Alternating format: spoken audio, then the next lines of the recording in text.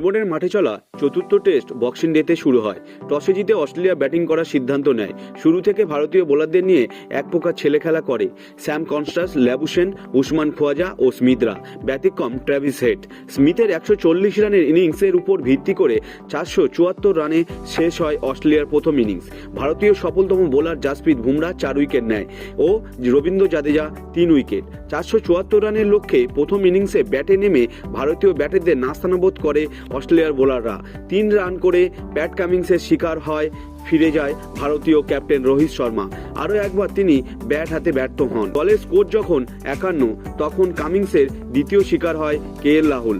1 run নিতে গিয়ে বিরাট এর সাথে মিস কমিউনিকেশনের জন্য রান আউট হয়ে ফিরে যায় যশস্বী জয়সওয়াল। 82 রানের নির্ভরযোগ্য ইনিংস খেলে তার 1 ওভার পরেই বোলান্ডের বলে অ্যালেক্স কেরির কাছে ক্যাচ দিয়ে সাজঘরে ফিরে যান বিরাট কোহলি। তারপর তেমনভাবে আকাশদীপ, পান্ত, জাদেজা মেলবোর্নের মাটিতে ছাপ ফেলতে পারেননি। তখন ভারতীয় স্কোর 221 রানে 7 উইকেট। তারপর নীতিশ রেড্ডি ও ওয়াশিংটন সুন্দর 127 রানের পার্টনারশিপ দলকে ফলোঅন থেকে বাঁচায়। ওয়াশিংটন সুন্দরে 50 রান করে আউট হয় ন্যাথন লায়নের বলে। প্যাট কামিন্সের তৃতীয় শিকার হয় জাসপ্রীত বুমরা, তিনি 0 রানে ফিরে যায়। দ্বিতীয় দিনে শেষে ভারতের স্কোর 358 রানে 9 উইকেট। নীতিশ রেড্ডি 176 বলে 105 রান ও মোহাম্মদ সিরাজ 7 বলে 2 রান। সফলতম বোলার প্যাট কামিন্স ও বোলান্ড 3টি করে উইকেট নেয়।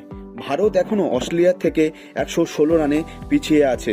মেলবোর্নের আবহাওয়া খুব একটা ভালো না থাকায় বক্সিং ডে টেস্ট ম্যাচও ড্র হয়ে যেতে পারে। ভিডিওটি ভালো লাগলে একটি লাইক করুন ও চ্যানেলে নতুন হলে চ্যানেলটি সাবস্ক্রাইব করে বেল আইকন প্রেস করে রাখুন নতুন ক্রিকেট সম্বন্ধীয় খবর আপডেট পেতে।